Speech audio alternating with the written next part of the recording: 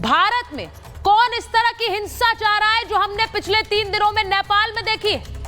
आप हैरान हो रहे होंगे कि कैसे कोई भारतीय चाह सकता है कि इस देश में भी हिंसा हो, आगजनी हो, विरोध प्रदर्शन। लेकिन यह हकीकत है। पिछले 2 दिनों से मैं आपको नेपाल की तस्वीरें दिखा रही हूं। नेपाल में कैसे हिंसा भड़की है, सरकार के खिलाफ आंदोलन हुआ है, लोग सड़कों पर आकर अपनी ही देश की संसद फूंक रहे हैं, प्रधानमंत्री के घर को जला रहे हैं, एक पूर्व प्रधानमंत्री की पत्नी को जिंदा जला दिया। और इन तस्वीरों को देखकर हम लगातार यही प्रार्थना कर रहे हैं कि यह समस्या शांत हो जाए, नेपाल में व्यवस्था बहाल हो सके। लेकिन बड़ी हैरानी होती है कि इस देश में कुछ लोग चाहते हैं कि इस तरह की राजनीतिक अस्थिरता और इस तरह का हिंसक आंदोलन भारत में भी हो। कुछ नेपाल में, कल नेपाल में हिंसा के बाद देश के विपक्ष के नेता जिस तरह के सोशल मीडिया पर पोस्ट कर रहे हैं वो हैरान करने वाले हैं। ये नेता कहते हैं कि प्रधानमंत्री नरेंद्र मोदी और उनकी सरकार को हटाने के लिए इस तरह के आंदोलन की भारत में जरूरत है। एक देश जो दुनिया की तीसरी सबसे बड़ी अर्थव्यवस्था बनने जा रहा है, एक देश जो वैश्विक मंदी में भी अपने विकास की गति बनाए रखे था, उस देश की व्यवस्था चरमरा जाए सिर्फ इसलिए कि मोदी को हटाना है। लोग सड़कों पर आ जाएं और नरेंद्र मोदी को चुनौती दें, लोग हिंसक हो जाएं और इस सरकार को गिरा दें। क्या यही मंशा है? इस मंशा के खिलाफ ही आज कर रही हूं महाभारत। आपको सबसे पहले कुछ तस्वीरें नेपाल की दिखाना चाहती हूं और आपको बताना चाहती हूं कि कैसे जो नेपाल में हुआ है उसकी तुलना भारत से हो भी कैसे सकती है। भारत में हर व्यक्ति के मन में देश की संसद के लिए सम्मान है, लेकिन नेपाल में क्या हुआ है? देश की वो संसद जो एशिया की सबसे बड़ी संसद का गर्व करती थी, उसे प्रदर्शनकारियों ने इस तरह फूंक डाला। देखिए तस्वीर, पूरी तरह धूक धूक कर जल रही है। ये तस्वीरें कल रात सामने आई और सब हैरान थे कि इस संसद को जला दिया, फूंक डाला। भारत में हर कोई अपनी संसद पर गर्व करता है। ये तस्वीरें भारत में कभी नहीं हो सकती और मैं गर्व के साथ ये बात कह सकती हूं। लेकिन देखिए, ये नेपाल में घटा है। एक और तस्वीर आपको दिखा रही हूं। आज ये हैरान करने वाली तस्वीरें आई। जेल ब्रेक की जो स्थिति थी वो नेपाल में बनने के बहुत करीब थी। सेना के जो अफसर हैं और सेना के जो सैनिक वहां पर थे वो पोजीशन लेकर वहां खड़े हुए हैं, क्योंकि कभी भी जेल तोड़कर कैदी भाग सकते हैं। कुछ कैदी तो भाग भी गए हैं। ये तस्वीर देखिए। दूसरी तस्वीर दिखाती हूं आपको। ये नेपाल की तस्वीर है। नेपाल में देखिए, जेल की दीवार तोड़ दी और यहीं से कुछ कैदी फरार हो गए। फिर सेना को वहां पर तैनात किया गया है, जिससे कि अब आगे जेल ब्रेक जैसी कोई घटना सामने ना आए, कैदी वहां से ना भागे। ये तस्वीरें नेपाल की आ रही। और फिर कुछ लोग इसकी तुलना भारत से करते हैं कि भारत में भी ये हो जाए। अब मैं आपको दिखाती हूं मैं क्यों कह रही हूं, क्योंकि भारत में कुछ राजनेता ये तस्वीर ट्वीट करते हैं। ये देखिए, सड़कों पर पुलिस और प्रदर्शनकारी भिड़ रहे हैं। नेपाल में हुआ है, सड़कों पर प्रदर्शनकारी आ गए, वहां पुलिसकर्मी खड़े हुए थे, उन्हें रोक रहे थे और ये तनाव नेपाल में 2 दिन से जारी है। ये तस्वीर समाजवादी पार्टी के नेता ने ट्वीट की।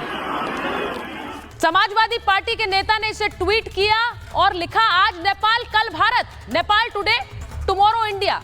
धू धू जलती नेपाली संसद, 75 साल का तानाशाह सत्ता नहीं छोड़ना चाहता। इसका मतलब क्या है? आप इसकी तुलना भारत से कर रहे हैं और आप लोगों से कह रहे हैं जो आज नेपाल में हुआ वो कल भारत में होगा। ये बयान आया है। देश के राजनेता क्या चाह रहे हैं? ये स्थिति भारत में उत्पन्न हो जाए। अब आपको एक और तस्वीर दिखाती हूं जो नेता ने ट्वीट की। ये तस्वीर देखिए, आपको याद होगा वित्त मंत्री को कैसे बुरी तरह से पीटा था नेपाल में, दौड़ा दौड़ा कर पीटा गया, बीच सड़क उनकी पिटाई कर दी गई। ये दुखद खबर है। ये तस्वीर देखिए, वहां पर लोगों का गुस्सा फूटा है नेपाल की सरकार के खिलाफ, क्योंकि वो भ्रष्ट रही, ये उनका कहना है। लेकिन यहां क्या हो रहा था? इस तस्वीर को उद्धव ठाकरे के नेता और सांसद संजय राउत ने ट्वीट कर दिया और कहा कि यह हादसा तो किसी भी देश में हो सकता है, आप सावधान रहिए। भारत माता की जय, वंदे मातरम। अब इसका क्या मतलब है? क्या संजय राउत ये कह रहे हैं कि इस तरह का हादसा यहां भारत में हो जाए? वो इस तरह का बयान दे रहे हैं। आपको मैं उनका आगे बयान भी सुनाऊंगी वो बोल क्या रहे हैं, क्योंकि उन्होंने ये ट्वीट करके निर्मला सीतारमण को टैग किया है, भारतीय प्रधानमंत्री को टैग किया है। यानी जो नेपाल में वित्त मंत्री के साथ हुआ, क्या आप चाह रहे हैं वो यहां हो? आप जरा सोचिए आप कैसे बयान दे रहे हैं। एक और आपको बताती हूं, आम आदमी पार्टी के सांसद हैं, बड़े नेता हैं संजय सिंह, वो क्या कह रहे हैं, जनता के अधिकार अगर छीनेंगे तो विद्रोह तो होगा। जनता के अधिकार, नेपाल से हमारे देश के आका सबक लें, ये संजय सिंह कह रहे हैं। हमारे आका सबक लें नेपाल से, यानी क्या यहां पर देश की जनता का हक छीना जा रहा है। संजय सिंह का यह बयान क्यों आया, आज महाभारत में पूछ रही हूं मैं। सिर्फ संजय सिंह नहीं है, देश की बड़ी पार्टी कांग्रेस के नेता कैसे ट्वीट कर रहे हैं, जरा देखिए। कांग्रेस के नेता ने एक ट्वीट किया, उन्होंने कहा कल से नेपाल में भी नारे लग रहे हैं, वोट चोर गद्दी छोड़, ये वो लिख रहे हैं। क्या नेपाल में जो नारे हैं वो ये वाले नारे थे? और ये वोट चोर गद्दी छोड़ का नारा आप किसके लिए कह रहे हैं? क्या लोगों को यहां समझ नहीं आ रहा? क्या इसकी मंशा सीधी सीधी ये है कि यहां पर भी यही हिंसा हो जो नेपाल में हो रही है? क्या आप नरेंद्र मोदी की सरकार को हटाने के लिए देश की बर्बादी भी जाने होने देंगे? आज सवाल ये महाभारत में पूछ रही हूं, एक रिपोर्ट पहले देखिए।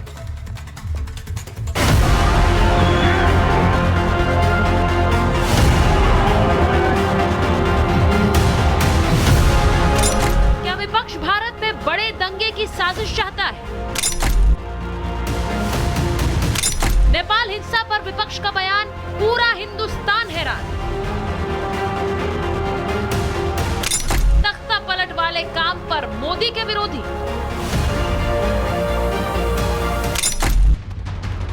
नेपाल में शांति कब लौटेगी ये तो समय बताएगा, लेकिन नेपाल से उठी आग की लपटें भारत के सियासी गलियारों तक पहुंच गई। आप ये सुनकर चौंक जाएंगे कि भारत के कुछ नेता, भारत की कुछ पार्टियां हिंदुस्तान को काठमांडू बनाना चाहती हैं। विपक्ष के नेता भारत में तख्ता पलट के लिए हिंदुस्तान के लोगों को नेपाल की तर्ज पर भड़काने वाला काम शुरू कर चुके हैं। इस वक्त जो कुछ काठमांडू में हो रहा है, भारत में मौजूद कुछ मोदी विरोधी चाहते हैं कि वही दिल्ली में भी हो। इस क्रम में सबसे आगे शिवसेना यूपीटी के सांसद संजय राउत हैं, जिन्होंने नेपाल हिंसा का एक वीडियो शेयर करते हुए कहा, ये आग जो है जो नेपाल में लगी है देश के सीमा पर, भारत की स्थिति भी ठीक नहीं है। ये ऊपर ऊपर सब दिखा रहे हैं, लोग अंदर अंदर बहुत अस्वस्थता और असंतोषी है, तो सबको सावधान रहना चाहिए, मैं इतना ही कहूँगा। अब देखिए समाजवादी पार्टी के नेता आईपी सिंह क्या लिख रहे हैं। नेपाल हिंसा की तस्वीरें शेयर करते हुए लिख रहे हैं, धू-धू जलती नेपाली संसद, 75 साल का तानाशाह सत्ता नहीं छोड़ना चाहता। बयानबाजी के इस दौर में देश की सबसे बड़ी विपक्षी पार्टी कांग्रेस भी आ गई। कांग्रेस के नेता कह रहे हैं कि कल से नेपाल में भी नारे लग रहे हैं, वोट चोर गद्दी छोड़। तानाशाही सरकार करती है, डिक्टेटरशिप सरकार करती है, और उसका शिकार जो है हमारे यहाँ का नौजवान होता है।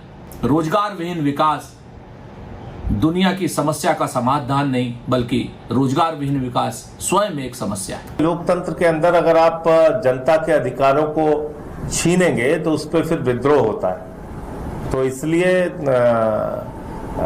नेपाल से हमारे देश के आकाओं को भी सबक लेना चाहिए। अब इन बयानों के बाद जरा सोचिए कि क्या देश में एक राजनीतिक स्थिरता पिछले सालों में नजर नहीं आई? वरना आसपास के देशों में नजर घुमाकर देखिए क्या चल रहा है।